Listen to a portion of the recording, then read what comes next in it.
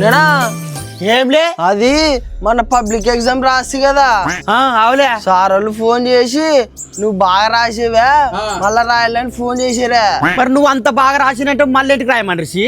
అంటే నన్ను బాగా రాసిన కదా, నా కింద క్లాస్ పిల్లలు నాకంటే బాగా రాయాలని నన్ను పిలుస్తుంటారంట. వాయబ్బా, అంటే నిన్నొక్కడే పిలుస్తుండ్రా మీ స్కూల్లో? లేదు నేనా, మా స్కూల్ మొత్తానికి నన్ను మా ఫ్రెండ్ నోటి పిలుస్తుంటారు రాయనికే. సరేలే అయితే దానికి 1500 కట్టాలంట ఫీజు. వాళ్ళే రాయమని అడిగి వాళ్ళే డబ్బులు అడుగుతారు మళ్ళా.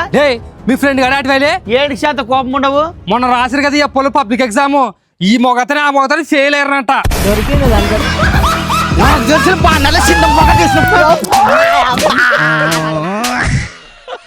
మీకు ఇట్లా కాయలు బాగా నా కొడగలరా?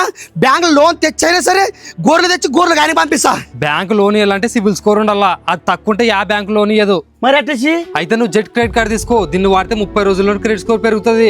అంతేకాకుండా దీనికి ఎటువంటి ఇన్కమ్ ప్రూఫ్ అవసరం లేదు. ఇది ఒక FD బ్యాక్డ్ క్రెడిట్ కార్డ్ నా, నువ్వు ఒక 2000 ఫిక్స్డ్ డిపాజిట్ చేసినావు అనుకో, నీకు life time jet credit card ఫ్రీగా వస్తుంది. అంతేకాకుండా నువ్వు వేసిన డబ్బులకు 90% వరకు క్రెడిట్ లిమిట్ వస్తుంది. RBI రూల్స్ ప్రకారం ఆ FD పైన 7% వరకు వడ్డీ కూడా ఇస్తారు. మరి నా వేసిన డబ్బులు సేఫ్ ఉంటాయి? నీ డబ్బులు 100% సేఫ్ ఉంటాయినా. అంతేకాకుండా స్విగ్గీ, జొమాటో, బుక్ మై షోల పైన 20% వరకు ఇన్స్టాంట్ డిస్కౌంట్ వస్తుంది. అంతేకాకుండా అమెజాన్ పే, ఫ్లిప్కార్ట్ పైన 5% క్యాష్ బ్యాక్ కూడా వస్తుంది. ఈ క్రెడిట్ కార్డ్ తో జెట్ యూపీఐ ద్వారా పేమెంట్ చేస్తే ఫ్లాట్ 2% క్యాష్ బ్యాక్ వస్తుంది. మళ్ళీ FDకి వడ్డీ వస్తుంది, క్యాష్ బ్యాక్ వస్తాయి, మళ్ళీ నీ క్రెడిట్ స్కోర్ పెరుగుతుంది. ఇంకోటి ఏంటంటే రోజుకు 3 రూపాయలు పెట్టి జెట్ ప్లస్ సబ్స్క్రిప్షన్ తీసుకుంటే రివార్డ్స్, క్యాష్ బ్యాక్స్ అన్ని వస్తాయి. అవన్నీ క్యాష్ బ్యాక్ లో వచ్చినటువంటి డైరెక్ట్ మీ జెట్ యాప్ లోనే కనిపిస్తాయి. అయితే ఎట్లా అప్లై చేసుకోవాలి చెప్పులే. ఈ క్రెడిట్ కార్డ్ కావాలంటే మన ఛానల్ బయోలో లింక్ ఉంటుంది, ఆ లింక్ పైన క్లిక్ చేసి అప్లై చేసుకోండి. సర్లే అయితే